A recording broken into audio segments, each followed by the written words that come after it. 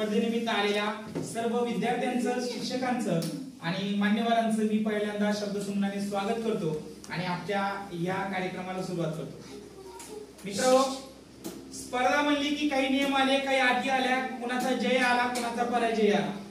तर या सर्व गोष्टीतून विद्यार्थी सर्वांगुण आणि सर्वगुण संपन्न बनण्यासाठी वेगवेगळ्या वातावरणाची गरज असते आणि तीच गरज लक्षात घेऊन आपण आपल्या या शाळेमध्ये केंद्रस्तरीय स्पर्धेचं आयोजन करण्यात आलेलं होतं।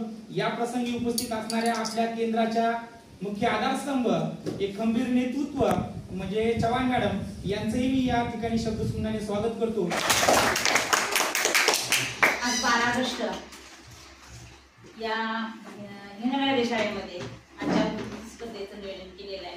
खरोखरच आले अतिशय प्रसन्न असं वाटलं मला, खरोखर म्हणजे माझ्या कल्पनेपेक्षा किंवा माझ्या अपेक्षेपेक्षा जास्त जलद प्रगती तुम्ही केली। मागच्या वेळेला आले होते आणि मी एक शब्द काढला होता, तुम्ही चौघही म्हणजे असे क्रिएटिव्ह आहात आणि अपेक्षा आहे माझी तुमच्याकडनं, सगळे तरुण मंडळी आहेत, या आपल्या शाळेचा चांगल्या पद्धतीने विकास आणि थोड्या काळात, कारण यातच आपण थांबून चालणार नाही, आपल्याला अजून गुणवत्ता पण सुधारायची आहे। तर हा जो भौतिक विकास आहे, भौतिक सुविधा आहे, त्या लवकरात लवकर तुम्ही स्थावर सगळ्या व्यवस्थित करून घ्या आणि पुढे वाटचाल करा आणि इतक्या कमी वेळात म्हणजे जास्तीत जास्त इथं झटून इथं राबून सर्वांनी स्टाफनं अतिशय चांगल्या पद्धतीने शाळेची सुधारणा, शाळा तशी चांगलीच आहे, अगोदर पण आहेच, पूर्वीची सुद्धा शाळा अतिशय सुंदर आहे, हिंगणघाट शाळा ही बरोबर चांगली आहे। फक्त आता काय झालं तर या इमारतीचं पुन्हा थोडस नवीकरण झालं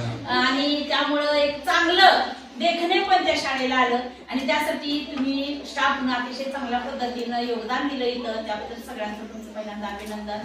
त्याचप्रमाणे केंद्रस्तरीय स्पर्धा असून सुद्धा इतकं उत्कृष्ट नियोजन म्हणजे अगदी तालुक्याला सुद्धा होणार नाही, जिल्ह्याला सुद्धा होणार नाही, इतकं उत्कृष्ट नियोजन केंद्रस्तरीय स्पर्धेसाठी केलं, त्याबद्दल मुख्याध्यापकांचं आणि त्यांना सहकार्य करणाऱ्या सगळ्या स्टाफचं मी पहिल्यांदा अभिनंदन, सगळ्यांना टाळ्या वाजवतो।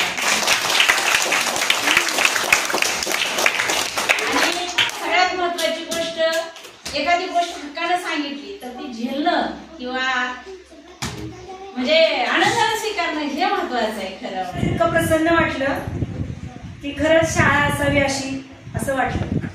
यापूर्वी या शाळेमध्ये आलेलो आहोत, परंतु आता मॉडेल स्कूल अंतर्गत शाळेचा बराचसा कायापालट झालेला, इथून पुढे आणखी जास्त होईल, त्यासाठी सर्व शिक्षक आणि मुख्याध्यापक, सर्व तुम्ही सर्व विद्यार्थी या ठिकाणी अहोरात्र कष्ट करत आहात, त्याचं फलित तुम्हाला मिळत आहे आणि इथून पुढे आणखीही मिळत जाणार आहे।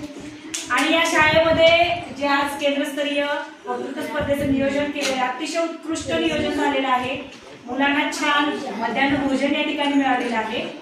आणि सगळ्यात महत्वाची बाब सांगण्यासाठी मी तर का उभा राहिले तर पहा, आम्ही जेव्हा लहान होतो तुमच्यासारखं होतो त्यावेळेला कदाचित अशा स्पर्धा नव्हत्या आणि यश अपयश ह्या एका नाण्याच्या दोन बाजू असतात। यशही पचवता आलं पाहिजे आणि अपयशही पचवता आलं पाहिजे आपल्याला। आनंदाने कधीही रुळून जायचं नाही आणि अपयशाने खचून जायचं नाही। आम्ही एवढ्या जणांनी नंबर घेतला, मग त्यांचाच पहिला दुसरा तिसरा आला, आम्हाला काहीच नाही आलं अशी म्हणत अजिबात भावना घ्यायची। आपल्या शाळेत इतके विद्यार्थी आहे, या इतक्या विद्यार्थ्यांपैकी आपण इथं आपलं वक्तृत्व सादर करण्यासाठी या ठिकाणी आलो। या सगळ्या मुलांच्या समोर तुम्ही तुमचे विचार मांडले, परखडपणे मांडले, न घाबरता न भीता तुम्ही इथं बोलला।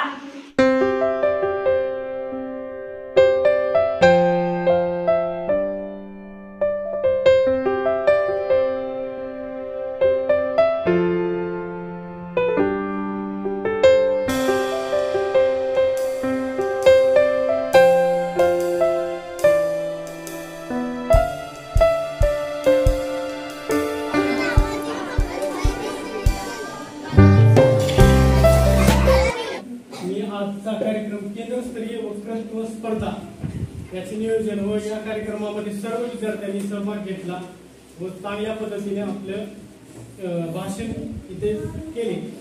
मग ज्याप्रमाणे प्रत्येक दिवशी सूर्य उगवतो आणि सूर्य अस्तात जातो, त्याचप्रमाणे आपल्या कार्यक्रमाचा हा आभार प्रदर्शनाचा छोटेखानी कार्यक्रम। आपल्याला मार्गदर्शन करणारा मॅडम अध्यक्षीय चव्हाण मॅडम यांचे मी सर्वप्रथम आभार मानतो व इतर सर्व सहकारी शिक्षक वृंद यांचे देखील मी आभार मानतो. इथे जमलेले सर्व विद्यार्थी व भाषण किंवा वक्तृत्व स्पर्धेमध्ये भाग घेतलेल्या सर्व विद्यार्थ्यांचे मी इथे आभार मानतो.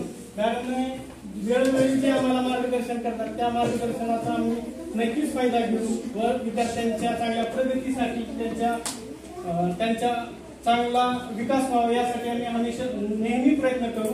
याबद्दल मी आमच्या शाळेच्या वतीने सर्वांचे आभार मानतो. या ठिकाणी कार्यक्रम संपला असे अध्यक्षाच्या वतीने जाहीर करतो.